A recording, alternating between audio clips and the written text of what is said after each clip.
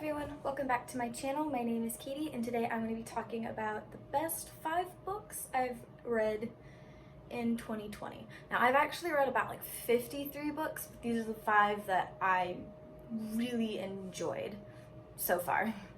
I'm going to start with this one.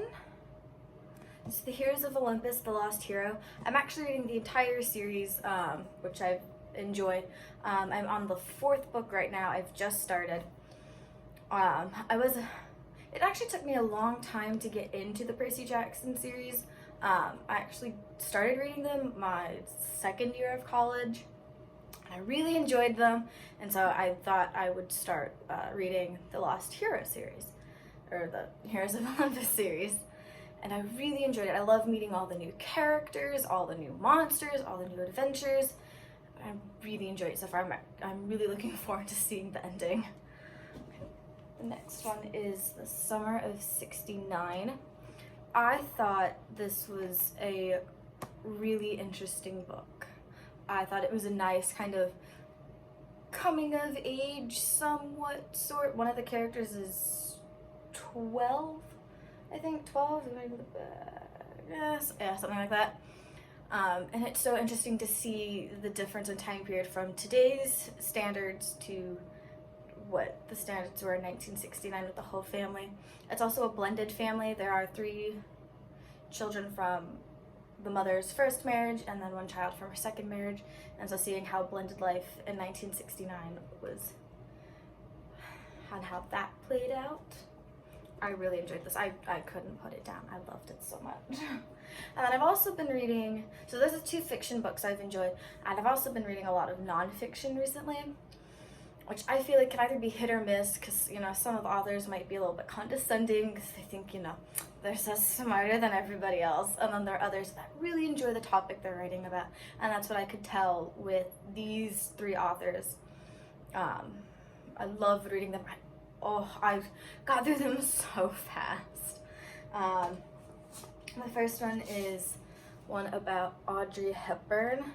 Now, I actually adore Audrey Hepburn. She's one of my favorite actresses, and so I thought it was really, really interesting getting to see her during World War II. So this is way before we see her on the movie screen, and I was shocked as to what was in the book and what her life was like before she came into Hollywood and everything. It was really eye-opening, not only for her, but what Europe was like also through the eyes of a civilian instead of somebody in an internment camp, which I thought was really interesting.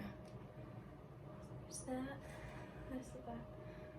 I loved this book. I thought it was so interesting both for the time period and her, and if you're a fan of World War II history or Audrey Hepburn, I would absolutely recommend this book. Oh, who's the other? Robert Matson writes so well. I also love that, let me go this way, that they have, you know, the pictures in the book. There's a few pages of that.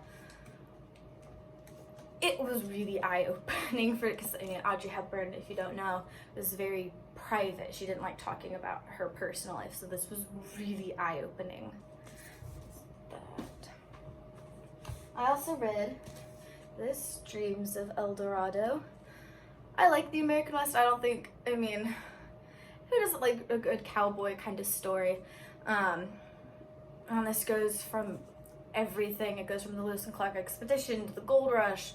We see the interactions between cowboys and Native Americans. I mean, I loved his style of writing. It was so easy to understand, and it almost felt like it was not nonfiction. It felt like he was writing like an actual story. It was, I mean, it was just amazing. Just the history, all of that. I loved it. If you like the American West, cowboy stories, this would be the book for you. And then the last one I really enjoyed are The Queens of Animation, and this is the story of the women who worked in Disney during the like the very beginning of the business. And so it was really interesting to see, because, like, you know, the business started like the 1930s, 40s, and so it showed the struggles of women, the women moving up in the industry. It's so amazing, and again, I think there are the pictures. Yes, there are also pictures. I mean, just the stories of these women. I mean, it's so inspirational. And especially if you love Disney, this is the book to read. I mean, there are so many women that have impacted entertainment that we don't know of, and I think it's really important that we get to read their stories. So I'm really happy this book was out. I saw it and I'm like, I must buy it. And there's a timeline. Where's the timeline?